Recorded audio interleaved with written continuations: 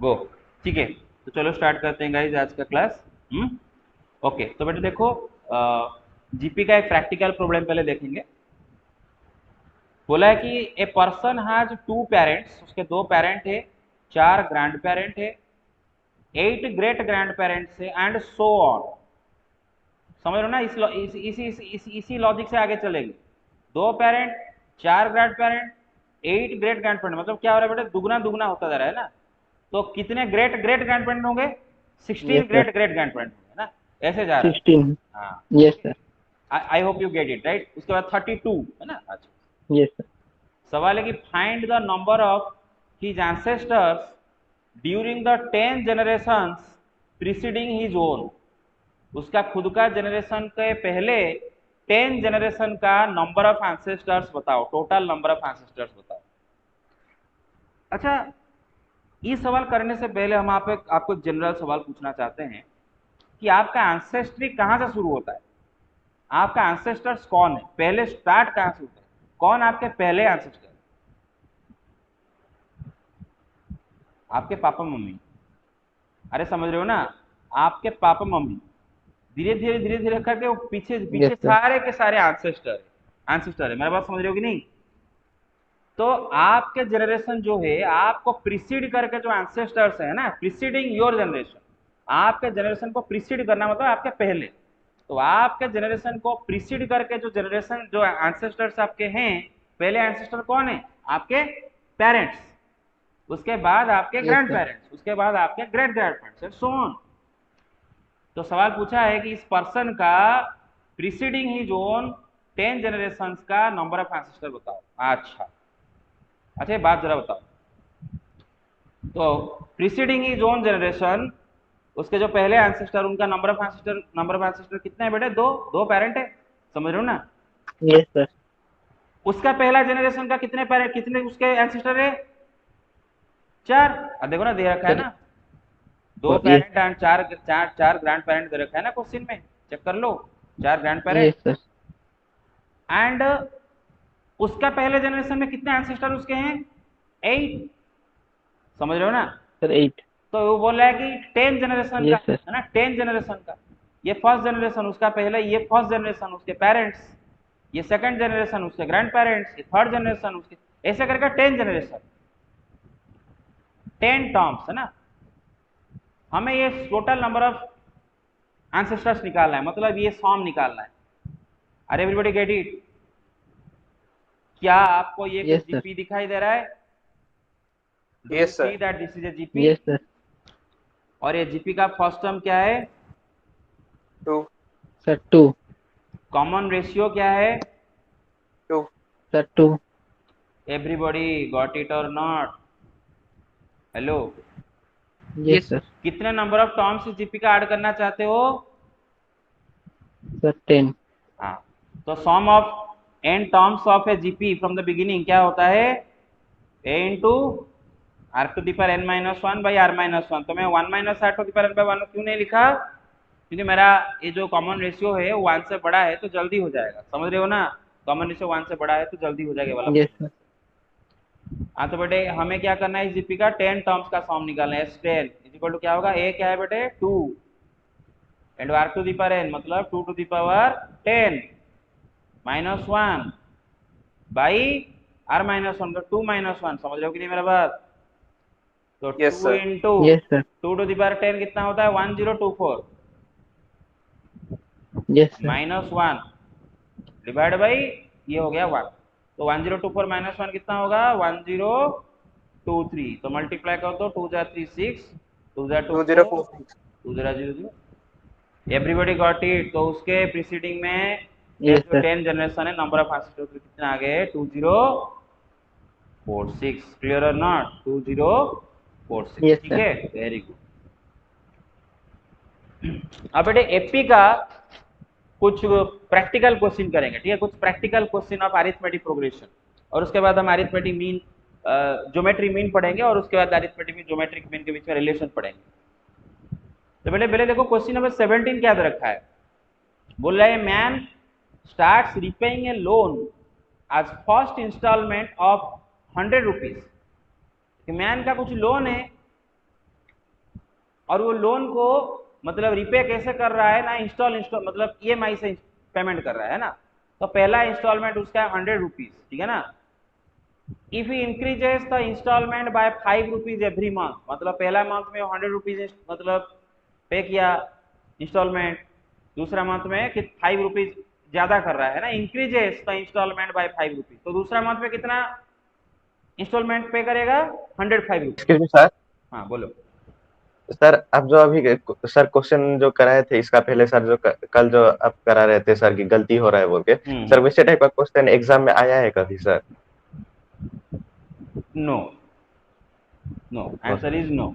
इतना ट्रिकी नहीं देता है कि बच्चों को इतना दिमाग लगाना पड़ जाए, इतना ट्रिकी नहीं देता, ठीक है। नहीं सर, क्योंकि सर एरिथमेटिक प्रोग्रेशन का सर अभी जो नहीं था कि सर मतलब एक एपी दिया है तो सर मैं मतलब 4 कंजिक्यूटिव एपी, ये वाला क्वेश्चन जो क्लास 11 में है सर वो प्री बोर्ड में आ गया था हमारा सर, लेकिन वैसे टाइप का कोई भी क्वेश्चन हमारे बुक में कराए नहीं थे सर, इसलिए थोड़ा सा वैसे टाइप का आने का ये रहता है। नहीं, ये जो क्वेश्चन अभी था उसमें जो दिया था, वो जब एग्जाम में सवाल देगा बोल देगा कि लास्ट नंबर, जो last number is size of first number, बोल देगा। तो इतना भी कॉम्प्लिकेटेड नहीं करता है सवाल, डोंट वरी अबाउट इट कि आपको सोचना पड़ेगी। मतलब अगर इतना कॉम्प्लिकेटेड सवाल तो 1 मार्क 2 मार्क ऐसा करके लाएगा, 1 मार्क का सवाल एमसीक्यू वाला कि 1 मार्क शॉर्ट क्वेश्चन, इतना कॉम्प्लिकेटेड लॉन्ग क्वेश्चन कभी नहीं देता, ठीक है ना, क्योंकि सारे बच्चे तो फेल हो जाएंगे सारे बच्चे, क्लियर और नॉट। हाँ, तो देखो बेटे क्या दे रखा है। तो मैन ने क्या किया ना, वो जो लोन लिया है उसको कैसे रिपे कर रहा है, पहला मंथ में 100 रुपीज इंस्टॉलमेंट दिया, फिर दूसरा मंथ में 105 रुपीज इंस्टॉलमेंट पे करेगा, फिर तीसरा मंथ में 110 रुपीज इंस्टॉल करेगा, ऐसे करके 5 रुपया इंस्टॉलमेंट इंक्रीज कर रहा है एवरी मंथ, है ना। तो सवाल है कि what amount he will pay in the 30th instalment. बेटे पहला इंस्टॉलमेंट में कितना पे कर रहा है, 100 रुपीज, 100। दूसरा इंस्टॉलमेंट में 105 रुपीज, तीसरा इंस्टॉलमेंट 110 रुपीज, ऐसा करके वो पे करता जा रहा है। तो बेटे ये जो पेमेंट वो कर रहा है और उसके जो इंस्टॉलमेंट्स है, ये एक अरिथमेटिक प्रोग्रेशन बन रहे हैं, आप देख सकते हो, right. Yes sir. First term क्या है, कॉमन डिफरेंस क्या 100 है, एवरीबॉडी गॉट 5। इट। अच्छा, तो बेटे तो ये हो गया उसका फर्स्ट इंस्टॉलमेंट, ये हो गया उसका सेकंड इंस्टॉलमेंट, मतलब एपी का फर्स्ट टर्म उसका फर्स्ट इंस्टॉलमेंट है, एपी का सेकंड टर्म उसका सेकंड इंस्टॉलमेंट है, थर्ड टर्म थर्ड इंस्टॉलमेंट है, 30th इंस्टॉलमेंट पूछ रहा है, मतलब इस एपी का 30th वाला टर्म आपको निकालना है। क्या होगा formula, a plus sir n-1 into d, n-1 into d मतलब 29d। तो ए क्या है बेटा 100, 29 इंटू डी क्या है बेटा आपका 5, तो मल्टीप्लाई करके निकालोगे 100 प्लस 5 जा 9 45, 5 प्लस 5 4, 5 जा 2 145, हाँ, तो मिलकर कितना आ जाएगा 245। 245। तो इसका मतलब उसका 30th वाला इंस्टॉलमेंट कितना है बेटे, 245 rupees. Everybody got it? 245। Yes sir. अच्छा, अभी उसके बाद अच्छा हो गया बेटे, क्वेश्चन 17 सबको समझ आ गया? Yes sir. ओके, अब आते हैं बेटे क्वेश्चन नंबर 18 करने के लिए। लेकिन क्वेश्चन नंबर 18 करने से पहले ज्योमेट्री का एक फॉर्मूला रिकॉल करेंगे, क्योंकि आप उसको यहाँ पर इस्तेमाल करने वाले हैं। बेटा बता सकते हो कि एक एन साइडेड पॉलीगॉन, उसका sum of all interior angles क्या आता है?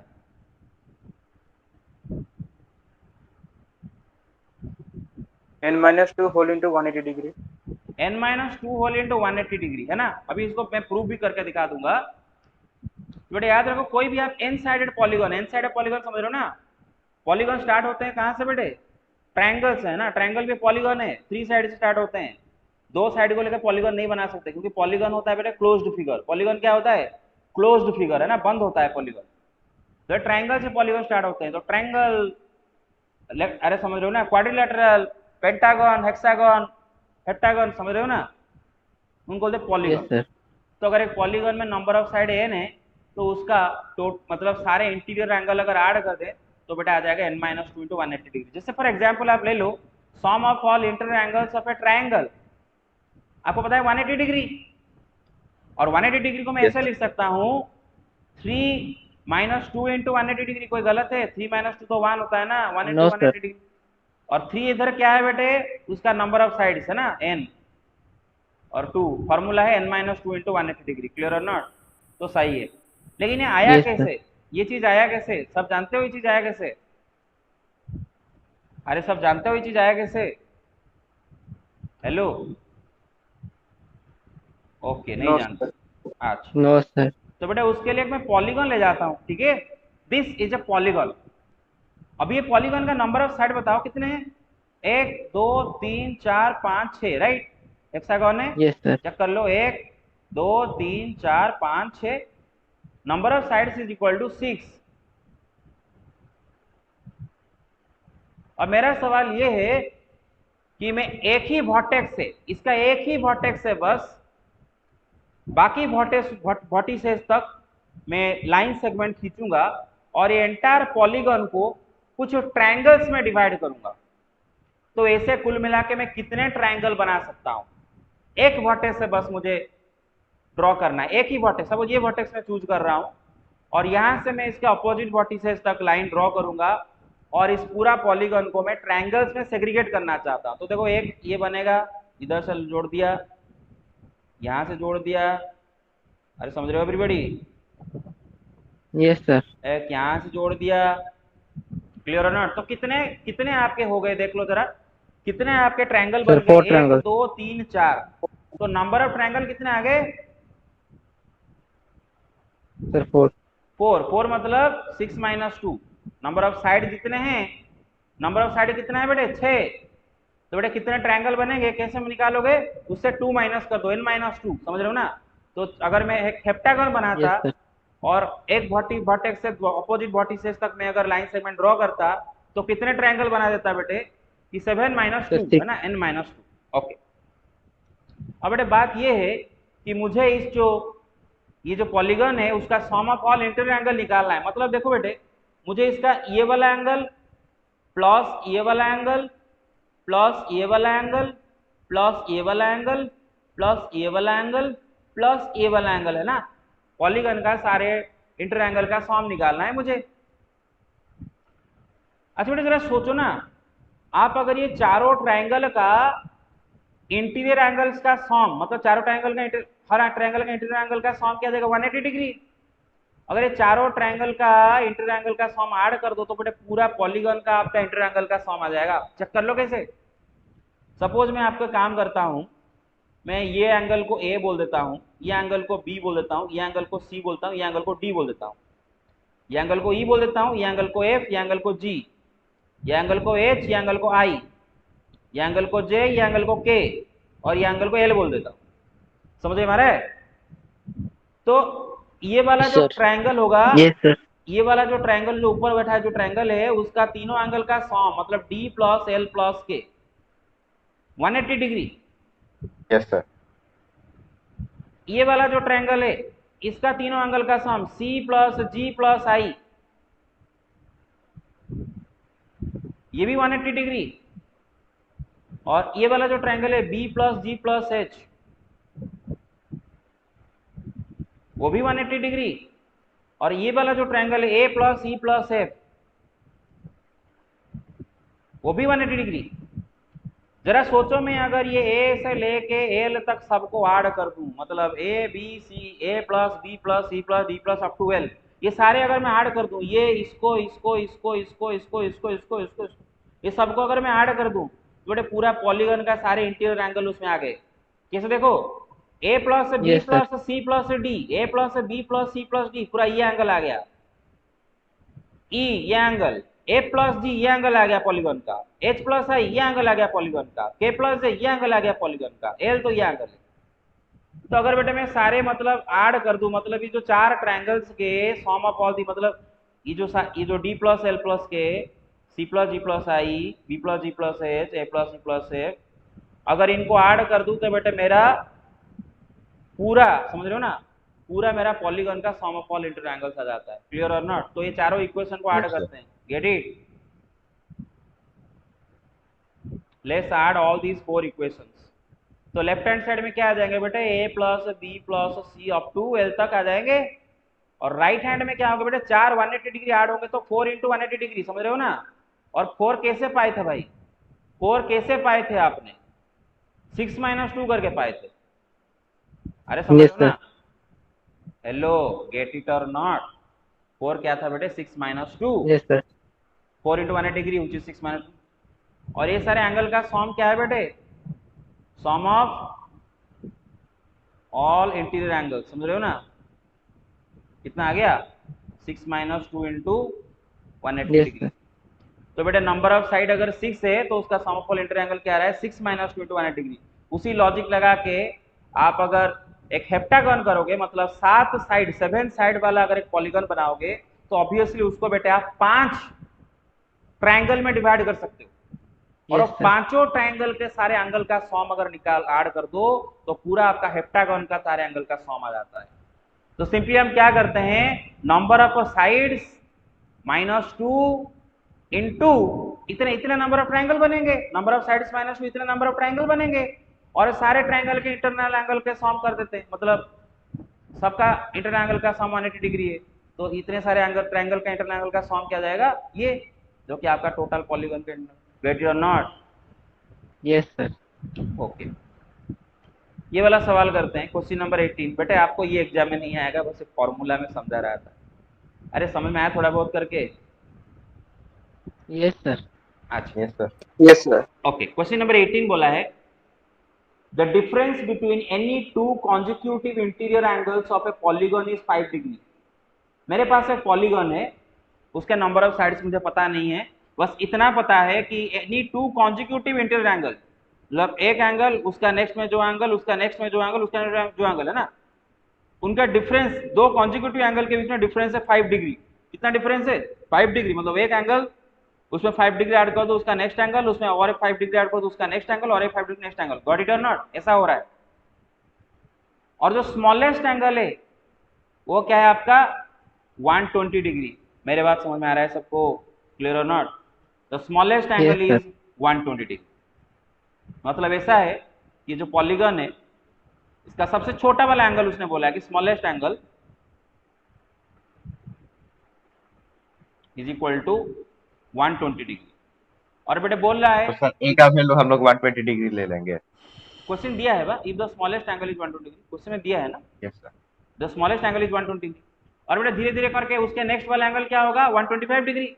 उसके नेक्स्ट वाला एंगल, अरे समझ लो ना, 120 डिग्री सबसे छोटा है, क्लियर और नॉट? यहाँ पर तो नेक्स्ट वाला एंगल उससे बड़ा होगा, क्लियर और नॉट? 120 डिग्री प्लस 5 कितना आ जाएगा?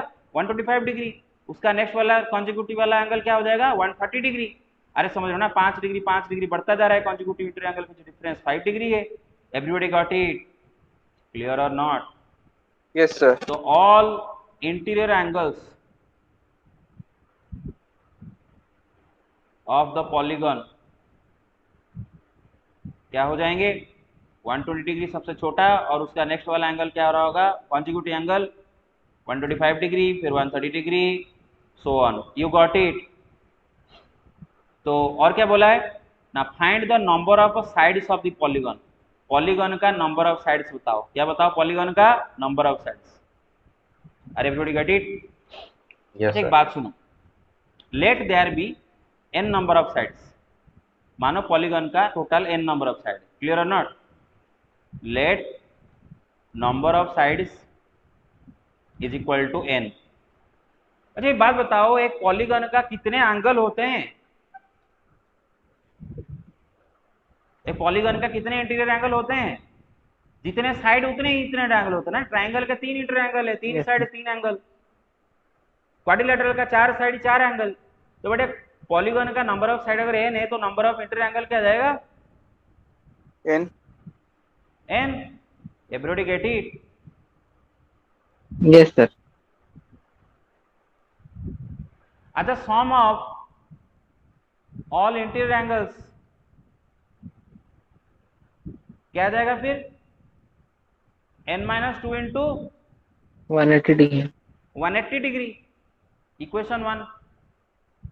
अच्छा दूसरे तरह से सम ऑफ इंटीरियर एंगल्स हम ये भी बोल सकते हैं, और sum of all interior angles is equal to, बेटे 120 डिग्री एक इंटीरियर एंगल है, उसका नेक्स्ट वाला सबसे छोटा 120 डिग्री है, उसका नेक्स्ट वाला 125 डिग्री है इंटीरियर एंगल। अरे समझ लो ना, उसके नेक्स्ट में 130 डिग्री है। Yes, sir. ए से करके बेटे कितने इंटीरियर एंगल है? n number of interior angles are there. मतलब एक सीक्वेंस है, इसका n टर्म्स को ऐड करना है। अरे everybody got it? Yes, sir. Yes, sir. और ये सीक्वेंस एक एपी है, दिखाई दे रहा है? अरे दिखाई दे रहा है? It is an AP. Yes, sir. Hello, what about the other? सबको समझ में आ रहा है ना? उसका एक Yes, angle sir. 120 degree, next 125 degree, next 130 degree, ऐसा करके कितने इंटीरियर एंगल आएंगे? n नंबर इंटीरियर एंगल आएंगे। तो ये सीक्वेंस में कितना टर्म हो गए? n टर्म्स हो गए, वही तो लिखा हूं मैंने। तो इनको ऐड करना है। अच्छा, तो ये एपी का फर्स्ट टर्म क्या है भाई? 120. कॉमन डिफरेंस क्या है भाई? 5. और नंबर ऑफ टर्म्स कितना है बेटे? n। और sum of the n terms of AP क्या होता है formula? N by 2 whole 2a plus n minus 1 into d. हाँ, n by 2 into 2a plus n minus 1 into d। Everybody got it? मतलब n by 2 Yes, sir. Into a क्या है बेटे? इधर 120 है, तो 2 इंटू 120 कितना आ जाएगा? 240 plus n minus 1 into d क्या है बेटे? 5 है। अच्छा, तो ये आ गया क्या बेटे? Sum of all the interior angle, जो कि हमें और क्या पता है? That is also equal to n minus 2 into 180 degree. समझ में आ रहा है कि नहीं मेरी बात? क्लियर और नॉट? तो इसका Yes, मतलब sir. ये जो आया, ये जो सम ऑफ इंटीरियर एंगल आ गया, n by 2 into 240 plus n minus 1 into 5, this must be equal to what? ये n माइनस 2 इंटू 180। अरे समझ रहे हो कि नहीं मेरा बात? हेलो, गेट इट और नॉट? अरे ये sum of Yes, sir. Interior angle है, ये भी sum of interior Yes, angle है sir. ना, दोनों इक्वल होंगे। तो इसी इक्वेशन को सॉल्व करके मुझे n का वैल्यू मिल जाएगा, और ये क्वाड्रेटिक इक्वेशन बन रहा है। देखो, तो Yes, पहले तो sir. 2 को लेकर उस साइड में क्रॉस कर देता हूँ, और 360 हो जाएगा, काम खत्म उसका। तो 240n plus, sir last step को और एक बार समझाइए ना सर। कहाँ पर? सर जो therefore के बाद सर। हाँ, मैं ये बात कर रहा हूँ, आपका सम ऑफ इंटीरियर एंगल क्या आ गया? 120 degree plus 125 degree plus 130 degree, ऐसा करके अप टू n टर्म्स, क्योंकि n इंटीरियर एंगल है। Yes sir. और ये जो सीक्वेंस है एपी है, आप देख सकते हो, जिसका Yes, फर्स्ट sir. टर्म 120 है, कॉमन डिफरेंस 5 है। तो एपी का फर्स्ट टर्म 120, कॉमन डिफरेंस 5 पता है, तो उसका सम ऑफ n टर्म्स, मतलब ये सारे टर्म को ऐड करने से फॉर्मूला क्या लगाएंगे? n by 2 into 2a plus n minus 1 to d। Yes sir. तो a कितना है बेटे? 120, तो हो गया 240, d आ गया 5, तो ये आ गया sum of all interior angle, which is also equal to n minus 2 into 180 degree. देखो अभी निकाल लेते हैं, sum of all interior angle formula में आ जाता है n minus 2 180 degree. So this is equal to Yes, this. sir. By solving this equation, I shall find the value of n. Well, 240n plus बेटे ये n into 5 into n क्या आ जाएगा? Plus 5n square, क्या आ जाएगा? 5n square. Sir वो -5 हो रहा है सर, उसको 235 n लिखने से सर, और एक स्टेप कम है। ओके, बहुत अच्छा, वेरी गुड। और भी समय बच जाएगा अगर मैं कहता है डायरेक्ट 2 भी ले जाते हैं लगे हाथ। n into 240 240 plus n, sorry plus 5n minus 5 है ना बेटे, तो 240 माइनस 5 डायरेक्ट कर लेते हैं 230 235। क्लियर और नॉट? डायरेक्ट इधर लेते हैं Yes, sir. 235 plus 5n is equal to, ये 2 जाकर मल्टीप्लाई हो गया 360, तो n माइनस 2 इंटू 360 है ना भाई? Yes, sir. तो क्या हो जाएगा? 235n plus 5n square is equal to 360n, फिर माइनस 720। 720. अच्छा, तो बेटा सबको अगर लेफ्ट साइड में ले आते हैं, तो लेफ्ट साइड में ऑलरेडी है 5n स्क्वायर, और ये है ऑलरेडी लेफ्ट साइड में 235n, और ये जब 360n आएगा लेफ्ट को, तो माइनस बन के आएगा, तो 235n माइनस 360n, तो उसके लिए बेटा 360 माइनस 235 निकाल दो पहले। सारे 10 5 125. 25. 125। एवरीबॉडी गॉट इट और नॉट? अच्छा, क्लियर और नॉट? तो बेटे Yes, ये क्या आ sir. जाएगा? Yes, sir. माइनस 125n, फिर माइनस 720 इस साइड में आ जाएगा, तो प्लस 720 इज इक्वल टू 0। अच्छा और इजी बना दें, क्यों ना आप 5 डिवाइड कर सर लेते हैं। 5 कॉमन।